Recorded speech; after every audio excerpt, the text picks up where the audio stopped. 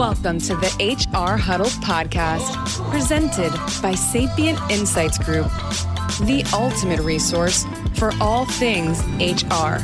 It's time to get in the huddle.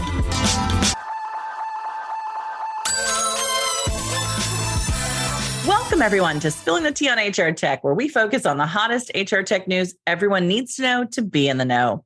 And this is our end of June episode where we'll be talking about all the things that we're doing as we head into the summer holidays and what you should be looking forward to over the next couple of months.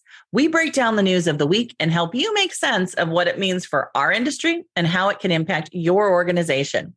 I'm your host, Stacey Harris, Chief Research Officer and Managing Partner for Sapient Insights Group, a research and advisory firm. And joining me today for the conversation is our co-host, Cliff Stevenson, Director of Research and Principal Analyst for Sapient Insights Group.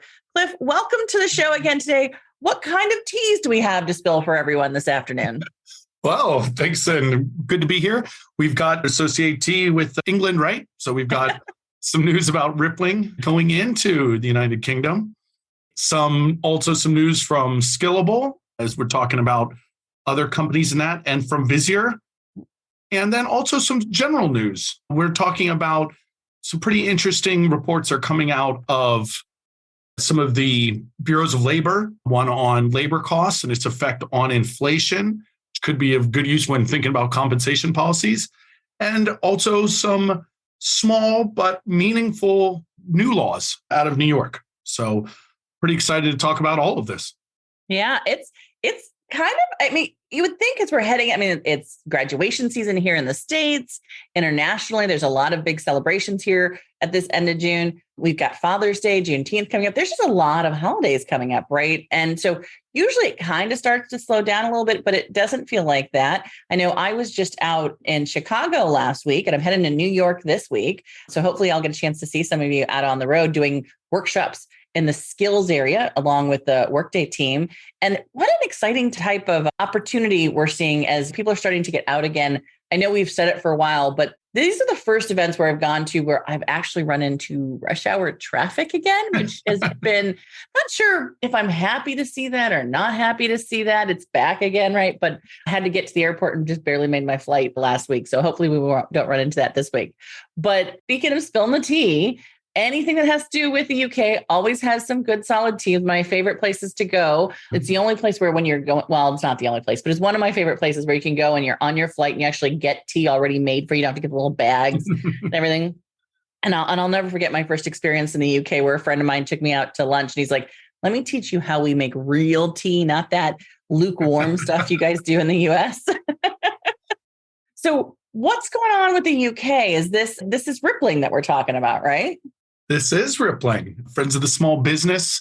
Yeah. And I think that's really what this boils down to, is they're getting into the UK and, as they describe it, as the first automated payroll system that runs itself. What they're really trying to do is set themselves apart by being a completely integrated system rather than going through third parties and agencies for things like not just running your payroll, but processing the fees and the tax calculations and even getting the money routed to your bank and thus to your employees with little chance for either disruption or error, as everything is automated through. And that's, I think, can be very powerful tool for a small business, right? Because it's just one of those areas, and I don't want to sort of put any spoilers, but something we've been writing and talking about lately, where it's, I think, an aspect of HR that's ripe for becoming more strategic or being thought of as something that can have a bigger impact on your organization beyond simply getting it done, right? Yeah. Instead of saying, oh, this is something we have to do because otherwise business will fail, instead going, this is something we can do and make, in a way, our business be more aligned, our HR process be more aligned with our business objectives, and thus help us achieve our business goals. Yeah, I don't disagree with you on that fact. I think we've been sort of beating the drum for a while. Friends of ours in the industry, Pete Collis and others, have been saying, look, HR and payroll and the processes we often sort of see as compliance driven or must-dos, right, aren't just about being compliance ready, but are very much about the strategic conversation, especially when you think about the data that goes through it and the reporting you can get out of it. And and that kind of thing, and the experience your employees have. I mean, rippling is always a different, anytime someone says we're the first to anything, you should probably give a little side eye glance to that, because nobody's ever the first generally, unless they're truly, truly innovative. I think what rippling really, there's a couple of things I think that are probably unique in noting here is that, one, for those of you who are sort of watching what rippling's doing, they're not only connecting HR and payroll and some of the sort of expense areas like employee expenses, but they're also basically doing what is generally not found in the HR and ERP sort of space, which is more like active employee lists or your IT onboarding and offboarding, or the kind of stuff that generally is sort of being served for the larger organizations a lot of times with like someone like a ServiceNow and or even your Microsoft environment, right? So they're really sort of trying to combine what a small business probably thinks about first, which is what are the systems my employees are using and what is the way that I pay them. So they've just come at it, I think, from a different lens than what we see a lot of small business HR organizations do. But I do have to say, I mean, I always want to remind people that the owner and CEO of this, Parker Conrad, who came out of originally had started out what was Zenefits, which is now TriNet Zenefits, and then we've got into some hot water for how he approached benefits and training around benefits for the US. He's pretty quickly here going outside the US market to the UK, where there's a lot more regulations. So I just want to put a cautionary note in there. I think Rippling does a really good job with marketing. They don't brief a lot of analysts right now, so it's sort of hard to get all the details from them. So we can't really tell you what we're seeing because we're basically looking at some of the insights from the external conversations. But what I will say is that it's really, really important as you're looking at this to sort of understand the complexity once you start doing it's not even just non-US. It's just once you start going out of your home sort of territory for anything that has to do with payroll or anything that has to do with expenses and finance, which they are starting to head into more in the future. And so I would just say, just make sure you cross your T's and dot your I's and review everything and make sure your contracts have all the right service level agreements, and make sure you have all of your compliance and legal look over everything that's going on before you make any decisions to use a payroll organization. But it is unique to see an organization go this quickly from a single country HR payroll solution to a multi-country payroll solution. We don't know how they've done it, if it's because they acquired someone or if they've actually built it out on their own. Organizations like Paychex and Paycom, they have not taken those big leaps to get into the international sort of payroll space. They might have partners that they use to be able to manage it. But so it'll be interesting to see where this goes, Cliff, because I'm always one to be a little leery and make sure that people are going to be able to stand behind the compliance requirements that you need for this. No, I like that. I think it's a great point. I myself, when I was looking at it, you and I had been talking in the green room beforehand about what has allowed them to become the first, quote unquote, the first. Is there been a change in regulatory requirements? Because it seems this is something people would want. So it'd be interesting, to find out more about that. Speaking of organization, making some changes and doing some growing, we have Skillable. They are somewhat local to me, North Tampa, Newport Richey area. And they just announced that they have a new chief marketing officer, Sarah Danzel, who was previously with Degreed. And I believe, had you worked with her before? I have. I've worked with Sarah quite a bit when she was over at Degreed. This is actually a pretty big, Skillable's not that big of an organization, but I think picking up someone like Sarah Danzel means that they're probably investing heavily in this space. We know the skills market and the L&D market is hot right now. And so it looks like they're really leaning into where this could take them. And a big part of that conversation sounds like it's going to include Sarah, who was a great marketing asset, I think, to the market as a whole. Yeah, that's a lot of, we were talking about with Rippling really changing quite a bit, because Skillable themselves just changed their name a few years ago. They were Learn on Demand Systems, I believe. You might know better than me, but they did that, did the name change, really been growing, adding in some key players from well-known companies. I think it's pretty interesting, definitely worth keeping an eye on. Always good to keep an eye on what's going on with the learning and the skill space. Yeah. Absolutely. That's so huge right now. Another thing that's very big right now, of course, is the discussion, because we can't have a spilling the tea, apparently, nowadays, without talking about generative AI and AI tools. And Visier has introduced V, that's V with big V, 2-letter E's, like a name, because that will be their sort of AI-based digital assistant, which will allow you theoretically or ideally when working with Visier to type in things like, can we see what our hiring looked like last year around this time, for instance, and it will quickly help you generate a chart for something like that. And at the same time, unrelated, I guess, except that it's the same company, they also Visier did announce Smart Compensation, which will be a compensation planning tool, but still within their design and sort of visual language, if that makes sense. If you use Visier's tools, you get the idea they're very good at this idea of very visual and very intuitive approaches to sort of chart and data presentation. And they do the same now for compensation. So that's really neat to see, just some growth in those areas. Yeah, it seems like we're talking about Visier almost, I think, every week for the last 3 weeks, 4 weeks, hasn't it been, right? So they're definitely sort of launching a lot of things. This week, we're seeing a lot of things launched because I think the SHRM event is going on this week in Las Vegas. And so a lot of companies are making announcements for that big HR conference. But I think the compensation piece in particular, generative AI, I think everybody's trying to put something in there with generative AI, and having something that's a little bit more like an assistant probably is helpful there, and a little less concerning about what it might have access to or not have access to, right, from that perspective.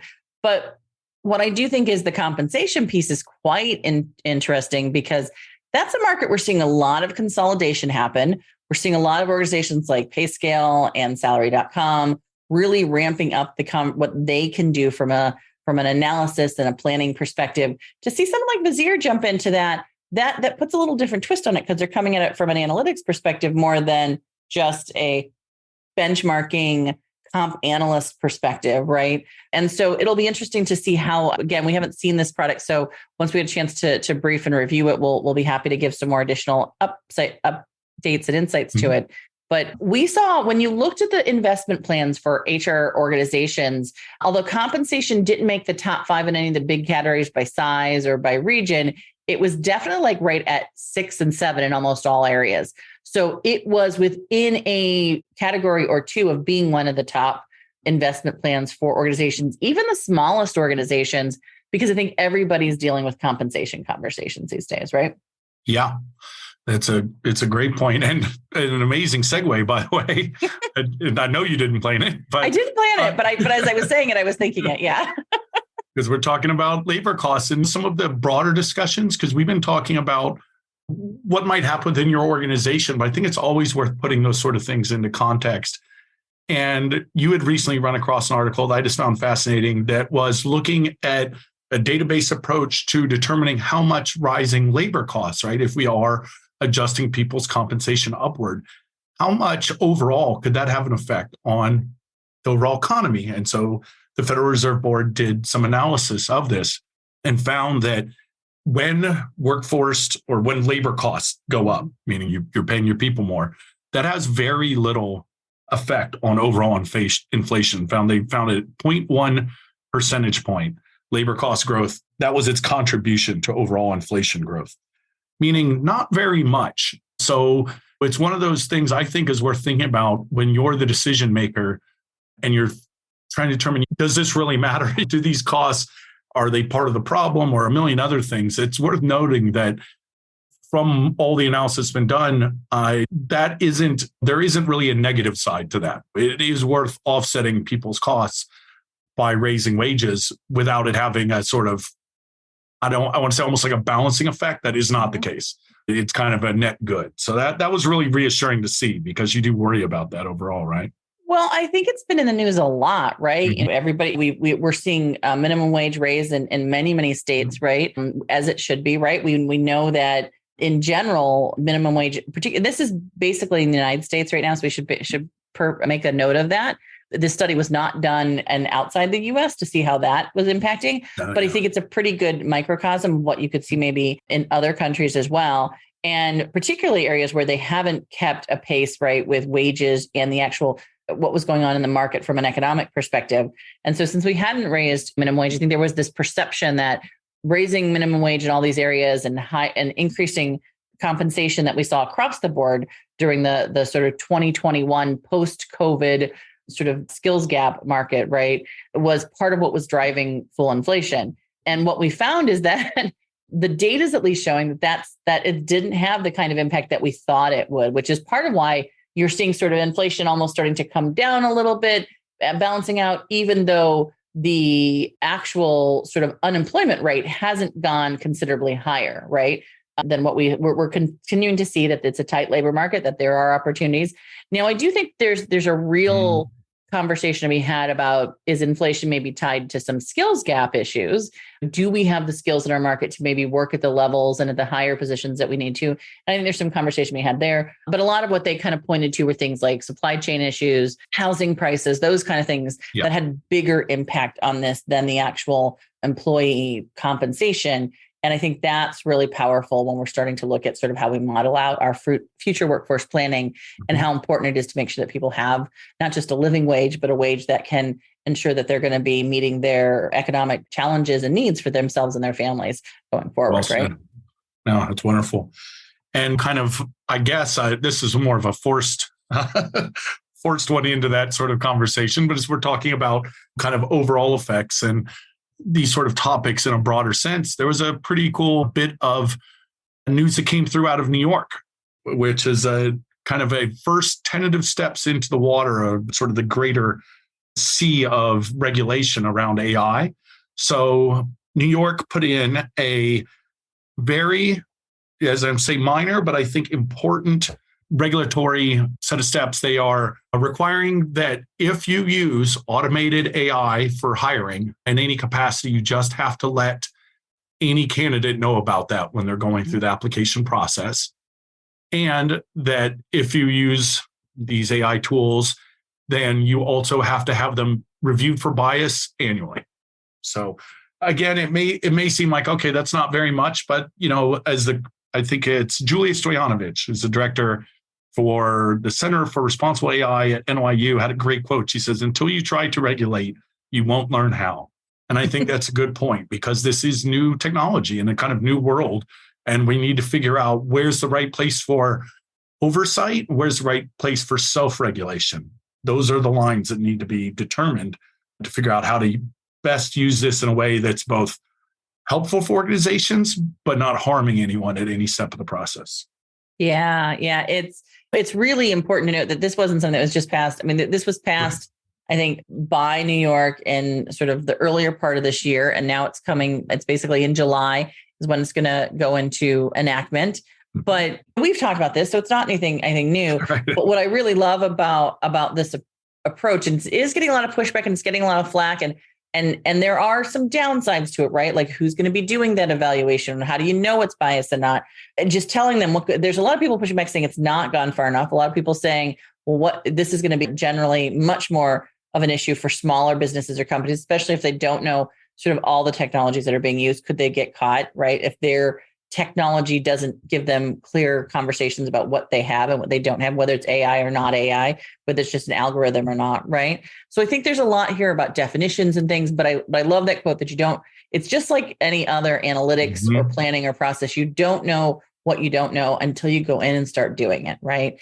And in this particular case, we've said for quite some time that one of the most important things anybody should do when they're starting to put in place true artificial intelligence or algorithms, any mathematical approach to doing HR is to have, it's the same thing you would do if you were doing payroll crossover. So, right, like if you're changing a payroll system, you generally often will run it out of once your old system and your new system for the first time that you're doing it, just to make sure it gets done the right way.